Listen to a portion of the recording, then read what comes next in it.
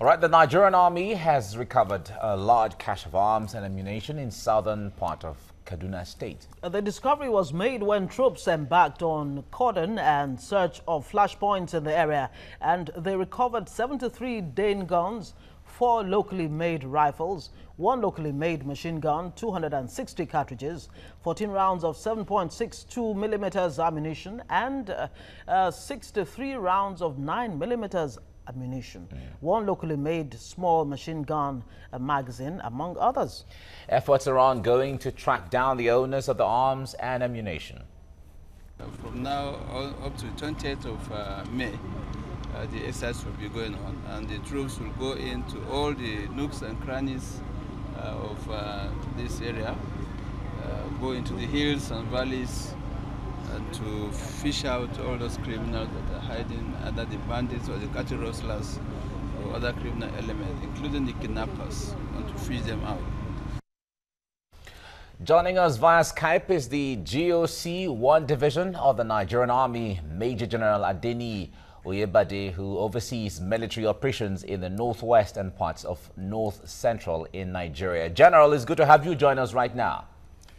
Good morning, nice to have you too. All right, a lot of Nigerians were happy to know that cache of arms were found by the Nigerian military, and the feeling is that the southern Kaduna crisis is about to come to an end, one way or the other, now that the military has taken proactive steps. Really, well, my answer to that is to say that the military has always been in southern Kaduna, as in other, conflict zones in the northwestern part of north central, as you rightly observed. Of course, we are working closely with the state authorities, in this case, the Kaduna state government, to bring an end to the violence in that area. And of course, whatever we can do, as ordered by the Chief of Army Staff, General Buratai, we'll keep on doing that. And hopefully, in the not too distant future, we'll have an end to this conflict. But I must quickly add that it goes beyond the deployment of the military in that zone. Other stakeholders have a more critical role to play. The state authorities, like I said, the local officials, the politicians, the traditional rulers, and we're doing all that. All right, General OYEBADE, it's not the first time that such a cache of arms in Kaduna, especially southern Kaduna, has happened. 2014, 2015, and 2016. Of course, a factory was discovered in 2015 in that part of Kaduna. What's happened to that factory? Yes, like in all our military operations, one would get to, one would discover a place that a factory or producing IEDs or ammunition or whatever. Of course, we destroy it and we track down the perpetrators, and that's what we have done. All right, is it clear as of now who must have put the arms there, or who is responsible for gathering the cache of arms? As I speak now, we are still working closely with the Directorate of State Security and, of course, the police to track down those people. But we are having leads, and we keep on pursuing every other lead that might lead us to these perpetrators. But I must quickly add that one of the things we're also looking at are those who manufacture, especially these local guns. They are as deadly as the normal assault rifle that are used in the military. But it's a very vast area, and our operations are ongoing, and we've got to do all we can. And luckily, we have some people who are also providing us the necessary. Of course, you cannot talk about this. You really can't talk about this large cache of arms in southern Kaduna without linking it to the southern Kaduna killings by the Fulani herdsmen. I wonder if there's a link really, and there's been reports that in spite of the presence of security operatives, these killings continue. What exactly is the problem here? Please let me quickly correct one misconception, which in your question. The killing is not one-sided. The killing is not only by the Fulani herdsmen, as you say. I don't refer them as Fulani herdsmen, but let's call them herdsmen. because herdsmen could be Fulani, it could be the locals, it could be anybody. So the killing is not just one-sided, and that's one thing we're trying to make sure that we stop working, beyond the military operations which we are conducting, and we're going to do that. And most importantly, we are very clear that whosoever commit any form of atrocity, we will track him down. But don't forget that no matter the amount of military forces you deploy in those areas, if the people themselves are not agreeable to solving their local problems, these killings will continue. But I must say that over the last few months since we've deployed there, it has reduced drastically, with due regard to some of the misconceptions, especially in social media, which are really not actually the truth of what is happening in southern Kaduna. But I recognize that there are some isolated killings, and we're dealing with that. All right, General, talk to us. How challenging is it for the military to operate in southern Kaduna? Every military operation is very challenging. In the northwest, in the south, in the southwest, wherever we're deployed is challenging. The troops have to work 24/7. Of course, that's the job we do, so we make no apologies about that, and we're not grumbling about that. That's our job. And most importantly, what we try to do is to psych our soldiers that what they are doing is in furtherance of national security.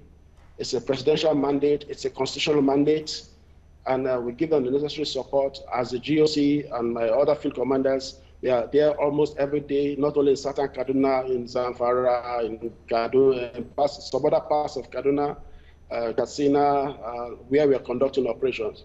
But I must say, by and large, that we've achieved a large measure of success. But hopefully, there'll be a final solution to this problem. Looking forward to the political angle too.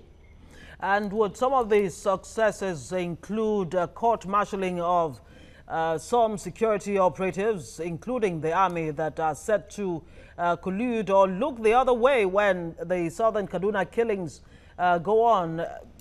Any investigations to unravel the truth here? I want to quickly say that that is not true. As I speak to you as a GOC, we do not condone any form of unprofessional conduct.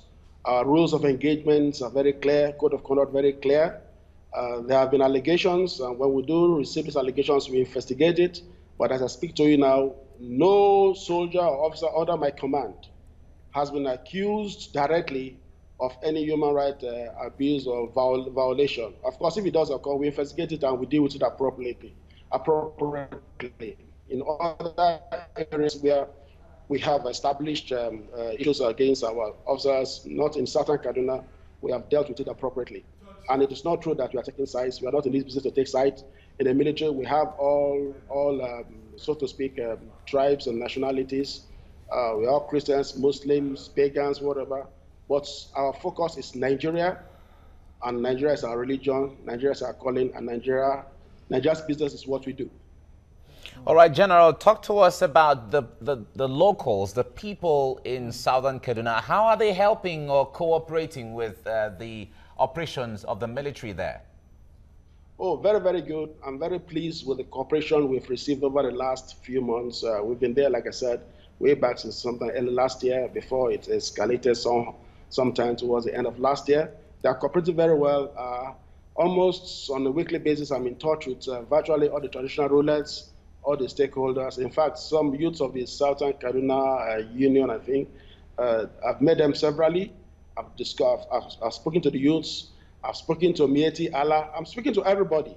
Like I said in the last interview we had, I initiated a peace dialogue in Southern Kaduna, and we had some successes, but unfortunately there were some hiccups here and there. But we're still talking. You know, when it comes to the issue of violence and conflict, as it were, it's not just about the military operation. Like I said, we must continue engaging all the various stakeholders in trying to find a resolution to this problem. And don't forget also that this problem that has been bedeviling that area for over the last 30 years. I wonder what some of those hiccups you're encountering. Now, the Operation Having Kunama 2, launched by the Nigerian Army, it's obvious it's yielding some results. How long is it going to be in place? We'll not put the timeline to our operation. Like I said, Southern Kaduna is part of my area of responsibility. Like you rightly said in your introductory remarks, I cover the northwest and parts of north central. So if I have to be there for the next 1 million years, I'll be there for as long as there's need for us to be there. But don't forget, because we recognize the problem in that zone, the Nigerian Army has recommended and got the approval of Mr. President to establish 2 barracks, one in Kachia, one in Kafanchan. And as I speak, the forward operation base in Kafanchan is almost being completed. Hopefully, it will be open in the next few weeks. And we're doing all we can to make sure that we get these things done. Okay. All right, General, thank you very much for talking to us this morning on TVC Breakfast. You're welcome. Thank you very much for having me.